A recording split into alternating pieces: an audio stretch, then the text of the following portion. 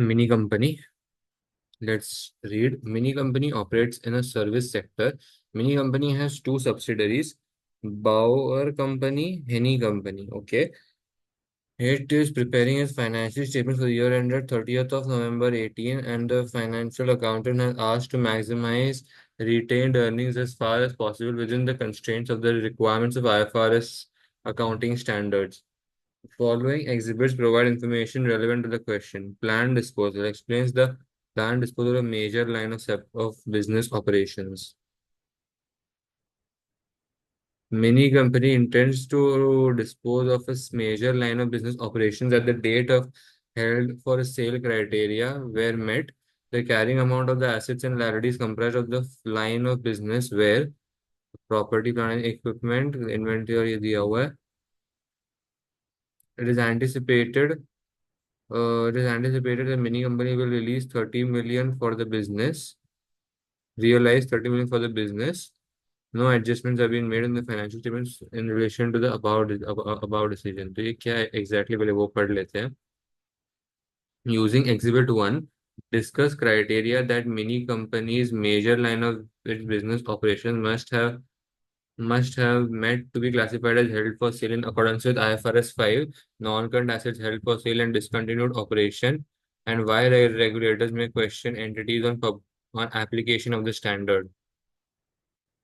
So what happens in accordance with IFRS 5, non-current assets held for sale. In order to classify that asset as held for sale, it should uh, fulfill certain criteria. So वो 7 criteria होते हैं.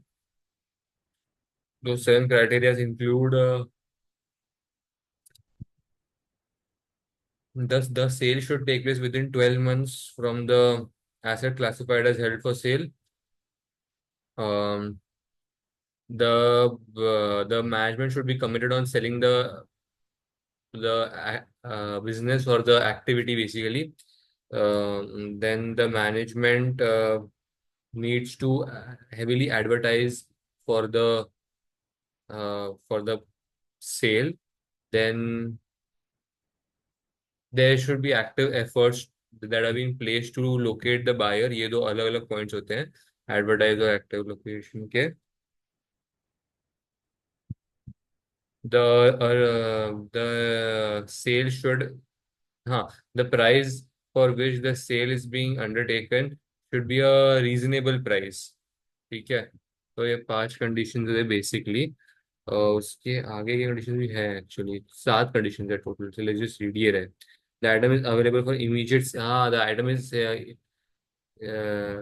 available for immediate sale in the present condition. The sale is highly probable.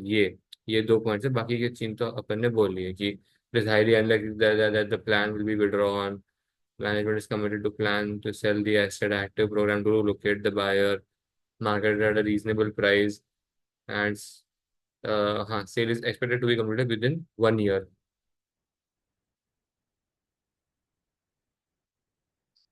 ये रहा.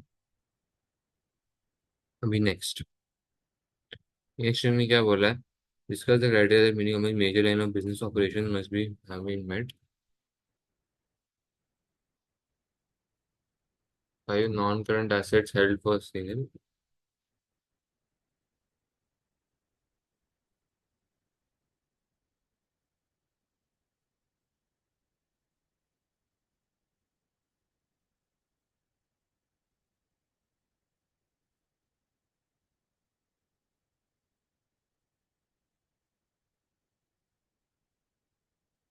No adjustment have been made in the financial statements. वो तो ठीक है. फिर वो बोल सकते हैं कि और discontinued operation is shown or a asset held for sale is shown after the current assets in the balance in the statement of financial position. And एक मिनट इन्होंने पूछा and why regulators may question entities on application of the standards. And the regulators may question entities on the application of the standard is because what happens is the asset when it's classified as held for sale, it is not depreciated for the full year. So so many entities might take advantage of these and try to conduct for fraudulent activities in which they on purpose show the asset as classified as held for sale by fulfilling the conditions, and or or fulfilling the criterias, and later on not depreciate the asset for the entire year. Thus, thus this should be considered that the asset to be classified as held for sale will only be classified as held for sale for the 12 months of the period from the recognition date. If the asset is not classified as held for sale, then the asset is brought back and or recognized back as a normal asset, and the depreciation is charged as normal on the asset. ऐसा इसके लिए regulators question करते हैं usually.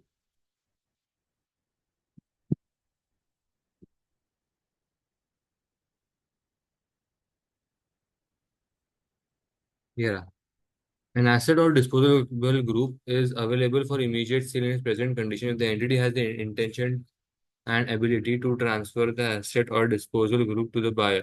There is no guidance in the standard on what constitutes available for immediate sale, but guidance notes set out various examples. Customary terms of sale, such as surveys, searches of property, do not preclude the classification as held for sale. However, present conditions do not include any condition that have been imposed by the seller or of the asset or disposal group, such as if planning permission is required before sale. In this case, the asset is not held for sale. The problem is determining whether the entity truly intends to dispose of the group of assets. तो वही बोला गया है कि क्या entity सच में assets को बेचना चाहती है कि नहीं.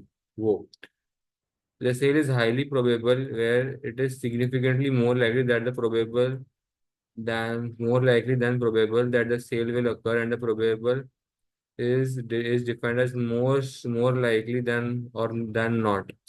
तो ये है. तो ये उनके खाली उन्होंने कंडीशंस बताया हुआ है ये सारे के सारे. Because the standard defines highly probable as significantly more likely than probable, this creates high threshold for certainty before recognition as held for sale. IFRS 5 expands on this. IFRS 5 expands on this requirement with some specific conditions, but the uncertainty still remains. A number of issues have therefore arisen over the implication of the standard, mainly due to the fact that judgment is required. हाँ, judgment भी required है इसके लिए भी है. तो what we give as a reason, that is also right, but the main reason should be कि judgment is ये judgment के ऊपर based होता है. तो मैनेजमेंट का जजमेंट क्या है वो डिटरमाइन करने के लिए इन्वेस्टर के लिए भी वो चीज जरूरी है जानना.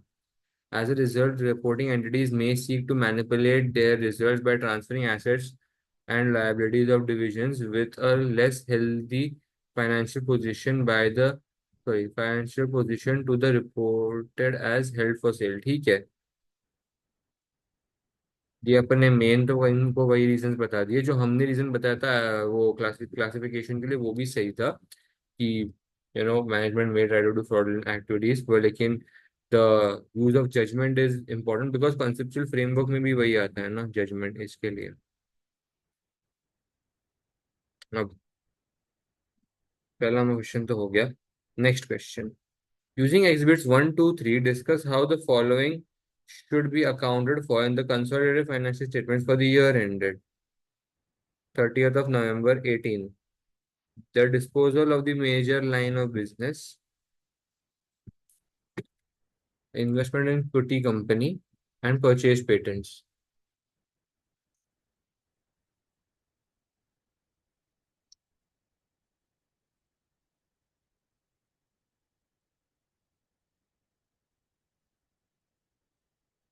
दस मार्क के लिए तो जो भी हमने IFRS 5 के वो कंडीशंस लिखे थे वो सब यहाँ पे कॉपी पेस्ट करेंगे in time of disposal of major line of business के आंसर में. उसके बाद बोलेंगे कि वो डिसकंटिन्यूड ऑपरेशंस का जो लाइन है वो फाइनेंशियल पोजीशन के एसेट साइड के करंट एसेट्स के बाद लिखा जाता है.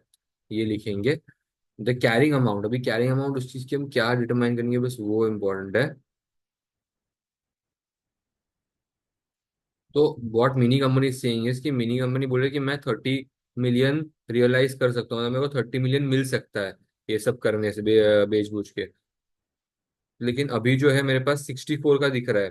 Because if you see 49 + 18 minus current liabilities of 3, it's still coming to say to 64. So it should be valued at the lower of fair value less cost to sell.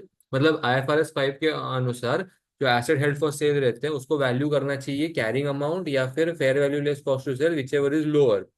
अभी इसके इसमें जो हमारा लोअर है वो हमारा फेयर वैल्यू है, तो हमारा कैरिंग वैल्यू तो ऑलरेडी 64 का दिख रहा है, तो अपने को वो कम करना पड़ेगा उस वैल्यू से।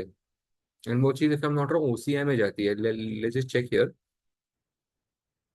ये देखो, where the fair value less cost to sell is lower than carrying amount, in such a case now it as impairment loss। ओ नहीं नहीं, OCI में नहीं, इम्पेयरमेंट लॉस में जा रही है। ये देखो, क्योंकि हमारा fair value less cost to sell जो 30 है, रियलाइज अपने को 30 हो रहा है, हमारा कैरिंग वैल्यू हायर है, तो वो अपने को इम्पेयरमेंट लॉस की तरह दिखाना है in the P&L। My bad. तो उसके बाद आता है इन्वेस्टमेंट इन प्यूटी कंपनी। प्यूटी कंपनी में क्या सीन है वो देख लेते हैं। Mini company acquired a 14% interest in Pewty Company, a listed company, on 1st of December 16। मेरा ईयर एंड क्या था? नवंबर 18। ओके, तो ये 2 साल पहले की बात है। on on 1st of December 16 for cash consideration of 18 million। So जो हमने 14% एक्वायर किया था, this must have been accounted for in accordance with IFRS 9 financial instruments। Investment was classified as a fair as at fair value through other comprehensive income। At 30th of November 17 the fair value of shareholding was 20 million। तो ये देखो, हमारा fair value जो increase हुआ वो 20 million पे हो गया था। And the increase was recognise correctly by mini company. तो अपन ने इंक्रीज को तो बराबर से रिकॉग्नाइज किया था, लेकिन अभी उसका करंटली होल्डिंग 20 मिलियन का है। On 1st of June 18 Mini acquire additional 16% of Puti company for a cash consideration of 27 million and achieve significant influence. अच्छा, तो सबसे पहली बात तो, ओके एक मिनट ये और इन्फॉर्मेशन दी गई है। The fair value of original 14 million was 21 million. Okay, तो ये जो हमारा फेयर वैल्यू का इंक्रीज हो गया है, ये अपना इंक्रीज हुआ है 14 मिलियन इन्वेस्टमेंट 21 मिलियन पे, राइट। सो अब जब ये चीज 21 मिलियन की हो गई है फ्रॉम 20 मिलियन, इसका 1 मिलियन जो है सबसे पहले अपने को OCI में रिकॉर्ड करना पड़ेगा। तो हमने 1 मिलियन का फेयर वैल्यू हम लोग OCI में रिकॉर्ड करेंगे। उसके बाद हम लोग ने और भी ज्यादा एक्वायर किया, राइट, हमने 16% ज्यादा एक्वायर कर लिया for a cash consideration of 27 million. तो अब हम इस चीज को कैसे रिकॉर्ड करेंगे कि we reclassify will reclassify that 1 million from OCI to profit and loss। after that reclassification has taken place after that reclassification has taken place, हमने को वो 27 मिलियन जो भी मिला है वो तो अपने कैश में से जाएगा, बिकॉज उतना अपन ने पे किया। सो नाउ द अकाउंटिंग क्या बोलते हैं, accounting standard will also change from IFRS 9 to IAS 28 investment in associates and joint ventures. The only accounting entry made by mini company in the year end was recognise additional share holding. नहीं नहीं ठीक है। तो basically mini company ने सिर्फ additional share holding की entry पास की, लेकिन अभी तक उसने IAS 28 के हिसाब से investment in associates and joint venture show नहीं किया, जो उसको करना चाहिए था। सो वो अपने को करना है ना, joint venture show. So to just in order to show that joint venture, उसमें क्या क्या चीजें जाएंगी। एक तो अपने को प्रॉफिट निकालना पड़ेगा। When did we invest in the company? Sorry, 16% हमने कब किया? 1st of June को किया। मेरा ईयर एंड है नवंबर का, तो जून जुलाई अगस्त सितंबर अक्टूबर नवंबर, 6 महीना। तो 6 मंथ्स का प्रॉफिट मुझे मुझे मुझे लगेगा। पहली बात तो profit, made profits after tax of 20 million and 30 million for the year ended 30। अच्छा, ये जो 30th of November 17 का दिया है, ये तो आपने को सिर्फ वो डिस्ट्रैक्ट करने के लिए दिया है, इसका कोई काम नहीं है 20 मिलियन का। ये जो 30 मिलियन है अपने को उससे काम है। तो 30 मिलियन का जो प्रॉफिट है उस पे मेरा हक था 36% का। तो अभी मैं कैसे कर, नहीं नहीं 36 नहीं, पहले मेरे पास 14 था, अब मेरे पास 16 है, हाँ, तो 30% का। So what I will do is, Excel नहीं है अभी मेरे पास, यहाँ पे खोलना पड़ेगा। मैं ऐसे ही मुंह से बोल देता हूँ कि जैसे 30 मिलियन मेरा प्रॉफिट हुआ है, मेरा शेयर होल्डिंग है 30% का, और मेरे पास था 6 महीनों के लिए। सो 30 मिलियन इंटू 0.3 इंटू 6/12, तो मेरे पास मिलते हैं 4.5 तो मेरे पास 4.5 मिलियन का प्रॉफिट है। सो अब मेरा जो बैलेंस शीट में एसेट साइड में दिखेगा, वो दिखेगा cash consideration which I have paid, fair value of my retained interest, which is 21 million. So 21 plus 27 plus 4.5, तो 27,000 plus 21,000, मेरा बैलेंस शीट पे 52,500 का दिखना चाहिए, if I am not mistaken.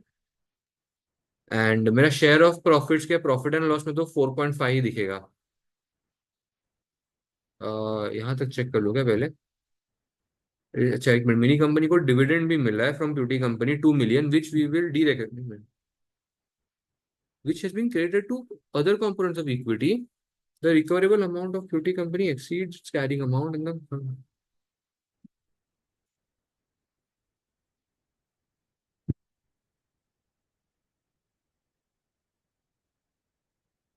तो पहली बात तो, ये जो 2 मिलियन का अपने को डिविडेंड मिला है, if it has been recorded in the profit and loss ना, तो वो अब अपने को निकालना पड़ेगा, because we never show PNL में मतलब डिविडेंड। दिस इज बिकॉज कि वो अपना इंटर कंपनी इनकम ही है, मतलब वो ट्रांसफर हुआ है बेसिकली, तो उसको वो नहीं शो करते। रिकवरी अमाउंट अगर प्यूटी कंपनी का ज्यादा है then its carrying amount in the consolidated financial statements, then impairment should be done. नहीं, recoverable amount of Puti company exceed, हाँ तो ठीक है ना, रिकवरेबल अमाउंट एक्सीड करे तो कोई दिक्कत नहीं है। I thought carrying amount is exceeding तो इम्पेयरमेंट करना पड़ता। यहाँ तक पहले चेक कर लेते हैं क्या 52 कहाँ, ये कि एक बार चेक कर लेते हैं थोड़ा सा।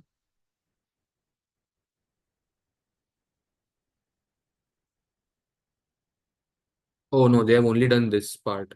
दे have only done the draft में जो दिया हुआ, उतना ही पार्ट किया है, share capital other amount equity and retained earnings. तो रिटेन्ड अर्निंग्स में 4.5 ऐड हुआ है कि नहीं, पहले वो चेक कर लेते हैं थोड़ा सा। हाँ ये देखो 4.5 ऐड हुआ है, ये रहा, ये वाला 4.5। मैं माउस अगर से दिख रहा हो तो, शेयर ऑफ प्यूटीज प्रॉफिट्स ये रहा। तो ये इन्होंने 4.5 ऐड किया हुआ है बराबर से। ठीक है, और जो मैंने बोला था कि उसको डिविडेंड को निकालना है, तो ये देखो इन्होंने उसको, ये देखो डिविडेंड भी निकाला, -2 कर दिया अदर कंपोनेंट्स ऑफ इक्विटी से भी। ठीक है ना, तो ये हो गया। अच्छा और मैंने कुछ तो बोला था ना, मैंने ओसीए में शायद कुछ तो बोला था।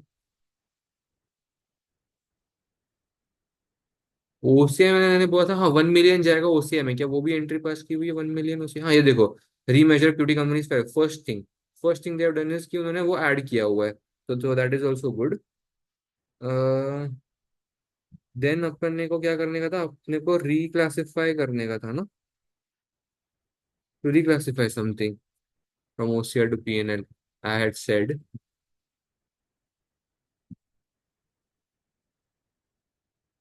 No I am not remembering what I had done for reclassification, एक बार उसको बाद में मैं दे चेक कर लूंगा।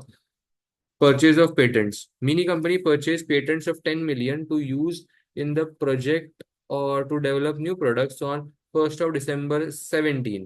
Mini company has completed the investigative phase of project, incurring an additional cost of 8 million, and has determined that the product can be developed profitably.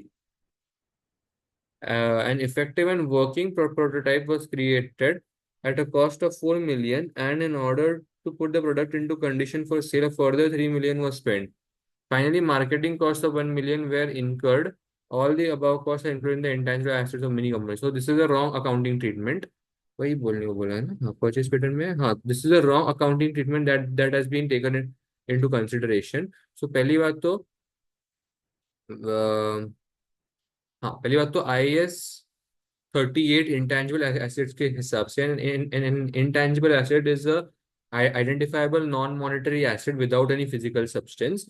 An intangible asset is recognized if it is separable, if it is separately, it is separable, identified separately, then if the economic benefits can be foreseen for that asset. Next क्या होता है, it can be measured reliably, and I am forgetting one thing, मैं check कर लेता हूँ यहाँ पे।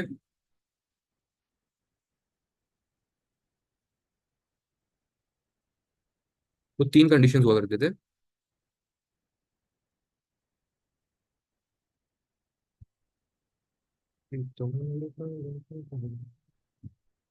चार चार, हाँ।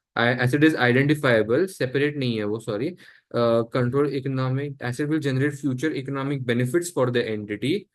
The cost of the asset can be measured reliably, and मैं ये भूल गया था, the asset is controlled by the entity. Okay, तो asset is controlled by the end, तो ये चार कंडीशंस के बाद ही हम इंटेंजिबल एसिड को रिकॉग्नाइज कर सकते हैं।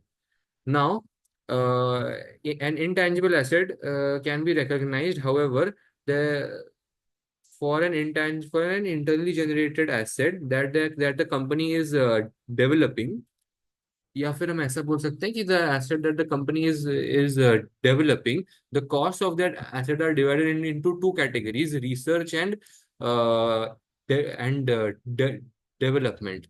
Research costs are the costs that are being spent for the new findings, for the findings, and to gain knowledge about uh, about the prototype or the asset that we are going to create.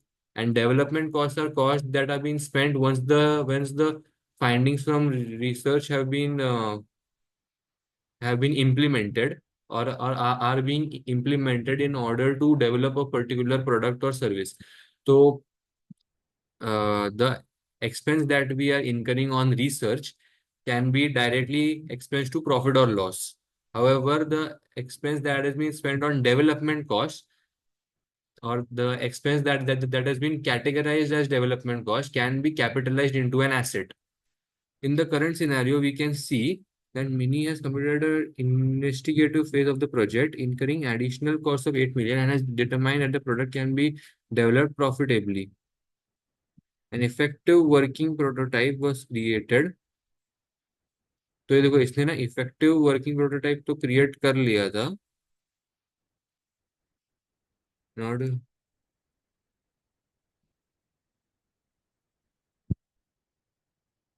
And in order to put the product into its condition into a condition for sale for the 3 million. तो ये 3 million तो चलो justified है। देखो, marketing cost तो बिल्कुल भी justified नहीं है, मार्केटिंग कॉस्ट तो सीधा ही एक्सपेंस होना चाहिए था मेरे हिसाब से।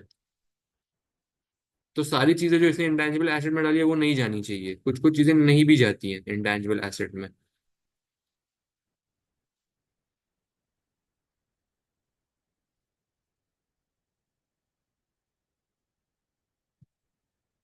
देखो, उसने इन्वेस्टिगेटिव फेज खत्म किया हुआ है। तो when the investigative phase has been completed, that means till that point of time we had no idea कि the asset will be generating profit और no.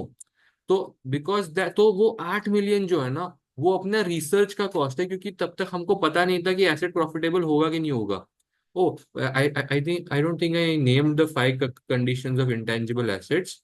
The 5 conditions of intangible assets to be capitalized are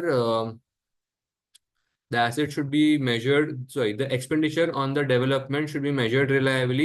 The एक minute, technically the cost should be the project should be technically feasible. उसके second हो गया, the project should be technically feasible. उसके बाद the management is committed on completing the project. The project will generate future economic benefits for the entity, and we have the resources to complete that project. तो ये 5 conditions अपने को पहले बताने हैं। तो यहाँ पर देखो, इन्होंने बोला कि has determined that the product can be developed profitably. तो इस एडिशनल कॉस्ट ऑफ 8 मिलियन करने की वजह से हमको पता चला कि एसेट प्रॉफिटेबल होगा। तो तब तक हमको पता नहीं था, तो तब तक के कॉस्ट को हम लोग को एक्सपेंस करना चाहिए। तो this 8 million should be expensed. Prototype of अब प्रोटोटाइप एक्चुअली रिसर्च के भी पहले का स्टेज होता है, if I'm not wrong, but इन्होंने बोला है कि product can be develop profitably. The effect of working prototype 4 million in order to नहीं, I think 4 million 3 million can be capitalised because of the fact कि यार profitable होने वाला ये अपने को पहले पता चल चुका था। तो 4 और 3 तो बिल्कुल जस्टिफाइड है। 8 मिलियन एंड 1 मिलियन तो बिल्कुल भी जस्टिफाइड नहीं है। तो 8 एंड 1 मिलियन को तो वो निकालना चाहिए एसेट के कंडीशन से, और उनको एक्सपेंस करना चाहिए रिटेंड। तो रिटेंड अर्निंग में शायद -8 और -1 जाएगा। एक बार चेक कर लेता हूँ बस। हाँ, देखो, -9 गया ना इधर, ये रहा -9। वो पेटेंट कॉस्ट में इन्होंने डाला हुआ है। परफेक्ट। तो ये भी हो गया। Using pre populated spreadsheet response, मैंने एक्सप्लेन नहीं किया है ना, हाँ मैंने, ये रहा देखो एक बार ना इसका एक्सप्लेनेशन भी पढ़ लेता हूँ। Disposal of major line of business. In accordance with IFRS 5, non-current assets held for sale, an asset or grouping of assets must be measured in accordance with IFRS 5, presented separately from the assets and liabilities. Prior to transferring the disposal group to held for sale category, the asset and liabilities must be measured in accordance with any applicable standards. In other words, they must be tested for impairment, and property measured using the revaluation model must be revalued.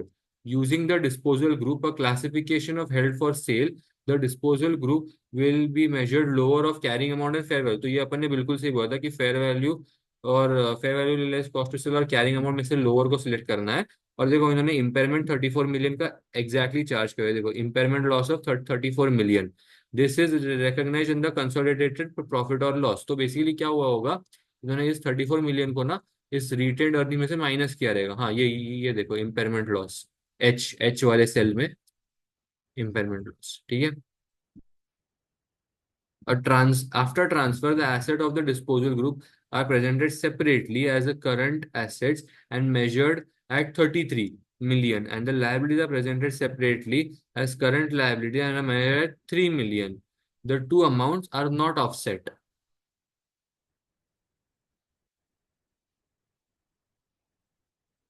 It will be 30 million,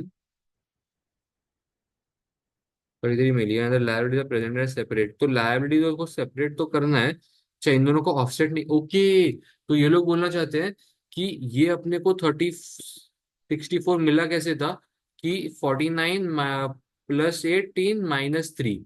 तो ये लोग बोलना चाहते हैं कि अब जब अपने को ये 34, तो ये करके अपने को 64 मिलियन आया, कैरिंग वैल्यू 30 मिलियन का था, तो अपने को इम्पेयरमेंट लॉस आ गया 34 मिलियन का। लेकिन इस 34 मिलियन के अंदर एक -3 अभी भी दड़ा हुआ है। तो इस -3 को बेसिकली अभी अपने को यहाँ से बाहर निकालना है, because we cannot measure them offset against each other, मतलब वो उसको अपन साथ में मेजर नहीं कर सकते ऐसा। But wouldn't it have been better? What if मैंने 67 माइनस 30, 30 से वो ऊपर 30, क्योंकि देखो अगर मैं -3 नहीं करता ना, तो ये मेरा 67, मतलब मेरा 67 बन जाता, वो ज्यादा खराब होता। हाँ प्लस इन्होंने देखो क्या बोला था कि it is anticipated that mini company will realise 30 million for the business. तो बिजनेस में क्या होता है, एसेट्स माइनस लायबिलिटीज करके जो अमाउंट होता है वो अपने को कंपेयर करना रहता है। लेकिन after we have got the figure, अपने को एसेट और लायबिलिटी को स्प्लिट करना पड़ेगा। तो अगर अपन देखिए तो एसेट्स 33 माइनस 3 मिलियन, तो अपने को आता 30 मिलियन ही है नेट अमाउंट, लेकिन उसको अलग अलग शो करना है बस।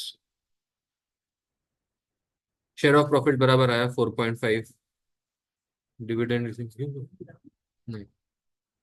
When the investment is increased, the original investment 14 million is deemed to be disposed of, and the new 30% purchased at fair value.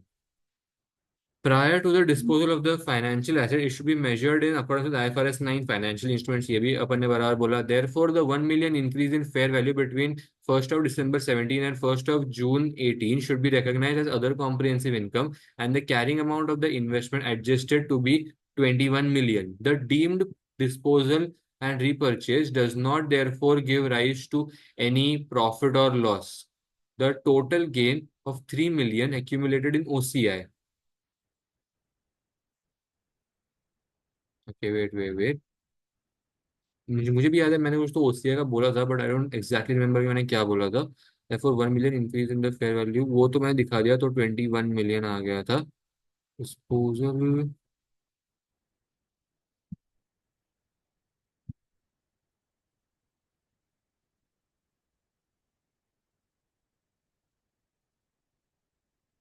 Okay, तो बेसिकली ये 18 मिलियन का था, वो अपना 20 मिलियन हो गया था। लाइक वो 18 मिलियन का on 1st of December 16 at 30th of November 17 became 20 million, तो वो अभी भी ओसीआई में 2 मिलियन पड़ा हुआ था। तो फिर वो 2 मिलियन में मेरा 1 मिलियन चला गया which was fair value, of that asset, और फिर मैंने बोला था पता है कि ओसीआई को रिक्लासिफाई करना है पीएनएल में। So that was only about 1 million which was for the current year. But I forgot कि वो 18 का 20 भी हुआ था। सो वो जो दो का इंक्रीज था वो भी ओसीआई में दिख रहा होगा। PNL is for 12 months, OCI is not for 12 month, it is for like a period. So वो 3 मिलियन को अभी अपने को रिक्लासिफाई करना है। So if we see in this chart, हाँ ये देखो रिटेन्ड अर्निंग्स में 3 मिलियन आ गया, ओसीई में से 3 मिलियन गया। ओसीई में से क्यों? क्योंकि ओसीआई का बैलेंस ओसीई में जाता है बेसिकली। तो इसके लिए वहां से मैं माइनस किया 3, रिटेन्ड अर्निंग्स में डाला 3। उसके बाद after Putty becomes associate, Mini company should recognise its share of profits made by Putty company being 4.5, बराबर 4.5 अपने को एग्जैक्टली आया था फिगर। सही है। जहाँ तक मुझे याद है मैंने भी फिगर ऐसे ही कुछ तो लाया था। डिविडेंड यहाँ से उन्होंने माइनस किया हुआ है, तो it is 50.5। The dividend received should be have been credited against the carrying amount of the investment and not in OCE. There is no impairment as the recoverable amount of Putty exceeds. हाँ ये देखो there is no impairment, ये भी अपन ने सही से बोला। फिर हाँ ये देखो ये भी द परचेज ऑफ पेटेंट्स का भी इन्होंने काफी छोटा रखा हुआ है इस आंसर को। However we can expand about this, क्योंकि वो 10 मार्क के लिए ना, तो शायद 10 मार्क के लिए इतना इनफ नहीं होगा। फिर देखो पीएनएल अकाउंट वो उन्होंने डेबिट किया, मतलब एक्सपेंस दिखाया, और इंटेंजिबल एसेट्स को उन्होंने 9 मिलियन का दिखा दिया, क्रेडिट कर दिया, मतलब कम करते हुए। So I am pretty clear about all the adjustments that have been done till this H cell। H cell तक के सारे मुझे बराबर से आए हैं फिर भी। ओके मेरे को शायद ये ओसी का -1 1 नहीं, मतलब मैंने बोला था, लेकिन इधर -3 था, तो मेरे को समझ में आ गया है एच तक के। फिर आता है acquisition debt equity in Henny. तो this they have shown as non controlling interest.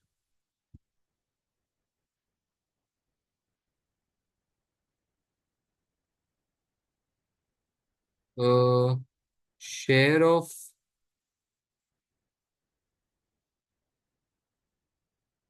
Share of Henny's profits in NCI, increase in controlling share holding. ये तो इन्होंने एक्सप्लेन भी नहीं किया है कहीं, कहाँ पे, यहाँ पे तो यहाँ पे इन्होंने बोला हुआ है एलोकेशन ऑफ हेनीज प्रॉफिट्स। तो उसने 89 मिलियन, 89 थर्ड 139 -89। ओ ये रहा further information, we didn't read this further information, ये रहा, because it was not asked in the question. ये हाँ ये देखो एग्जिबिट 4, यहाँ पे इन्होंने बोला हुआ है। हम लोग डायरेक्टली स्प्रेडशीट पे चले गए थे। The figures in the draft consolidated financial statements have been calculated by aggregating the individual balances of Mini, Bauer, and Henny. No further adjustments have been made. Mini owns 100% of Bauer and has done since Bauer company was incorporated. It acquired 56% of equity shares in Henny on 1st of December 17 for cash consideration of 224। तो fair value अच्छा है, अभी ये सब information दी गई है, मतलब अपन ये लोग 100% गुडविल भी एक्सपेक्ट कर रहे होंगे कैलकुलेट करके देने को।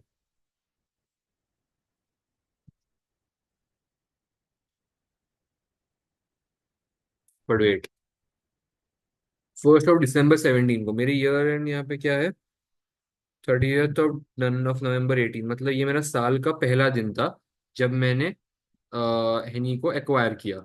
मैंने मेरा कैश कंसिडरेशन दिया 224 का। फेयर वैल्यू ऑफ एनसीआई था 161 का। At the date of acquisition Henry's share capital was 200 and retain earnings were 89। Okay, at 30th of November 18 हेनी हैड रिटेन्ड अर्निंग्स ऑफ, मतलब ये सालाना के लास्ट डेट पे जो थे वो थे 139 के। 30 November Mini acquire additional question of Henny paying further consideration 97। That is okay. लेकिन मेरा जो प्रॉफिट हुआ वो मेरा रिटेन्ड अर्निंग्स का डिफरेंस है। तो मैं retained earnings on acquisition date was 89 million and my retained earnings at the on at the reporting days was 139। so 139 minus 89, 50। अब ये 50 का जो है, ये 50 का स्प्लिट गया होगा रिटेन्ड अर्निंग्स में, ग्रुप रिटेन्ड अर्निंग्स में, एंड एनसीआई में। तो एनसीआई मेरा कितना है अभी? मैंने 24% एक्वायर कर लिया लास्ट डे पे, और मैंने पहले एक्वायर किया हुआ था 56, तो मैंने 80। तो 80 और 20 है कि लास्ट डे पे एक्वायर किया तो उसका कुछ वैल्यू नहीं है। तो पूरा साल तो, क्योंकि पूरा साल तो वो,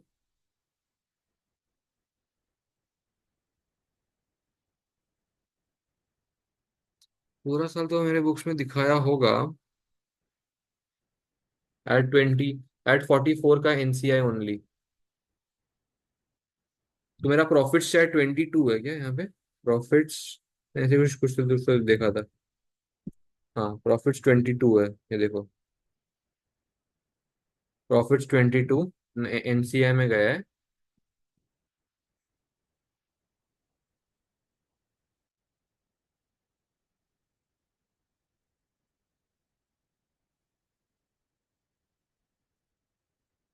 देन लेटर ऑन जो एनसीआई बना होगा, वो एनसीआई का मुझे लेजर बनाना पड़ेगा, और उसका ओपनिंग बैलेंस ही 161 है, तो वो मैं 161 प्लस 22 वो लिख दूंगा।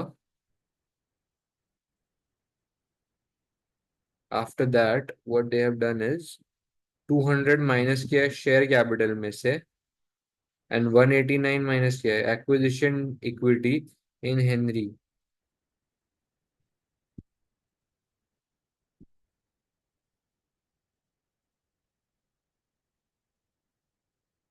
तो इस 1520 के अंदर ही मेरा हेनरी का भी रहेगा, so I think that is what they have reduced from here 200 they have reduced, and here they have reduced 89 from the retained earnings,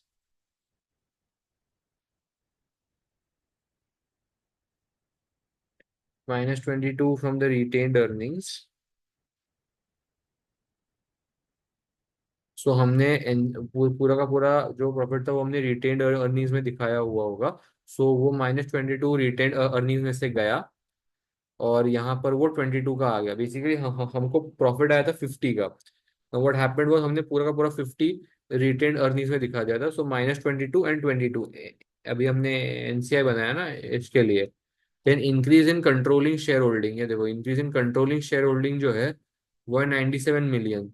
तो 197 मिलियन कैसे आया है कि एक तो थ्री, बेसिकली 97 मिलियन को इन्होंने ऐसे रिकॉर्ड किया कि -100 and +3 in return, so that's how they got -97। ये देखो जर्नल एंट्रीज की consideration 97 bank, decrease in NCI 100, adjustment to equity.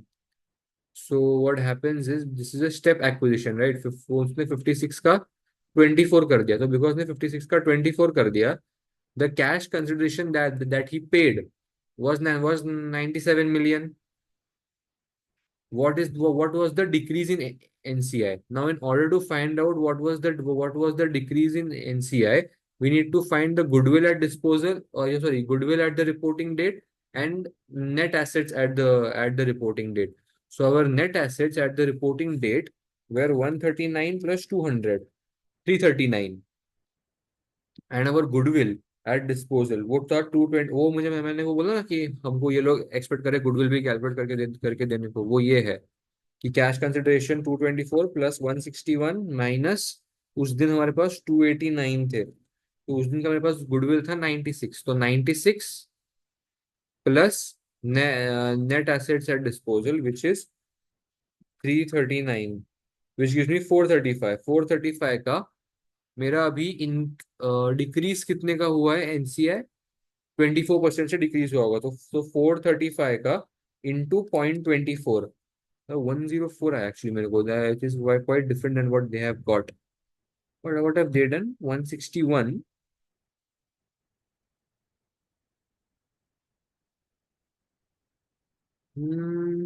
I don't know this calculation, I don't think is really required, क्योंकि net assets plus goodwill करेंगे तो ज्यादा better calculation आती है। हाँ, बीच में इम्पेयरमेंट भी हुआ है, इसमें भी they have reduced the goodwill का amount and then they have calculated, but this is the most extreme complex thing, that's okay. ये वाला चीज जो है, this is step up acquisition, इसके लिए कंसिडरेशन तो मिल जाएगा। Decrease in NCI we can find out with the help of net assets plus goodwill. And then उसके बाद जो जो भी डिफरेंस आएगा वो एडजस्टमेंट टू इक्विटी में जाता है, ओसीई में जाता है। So that's how we do it. This textbook में मैं बता भी देता हूँ, टेक्स्ट बुक में ना ये चैप्टर नंबर 19 में था।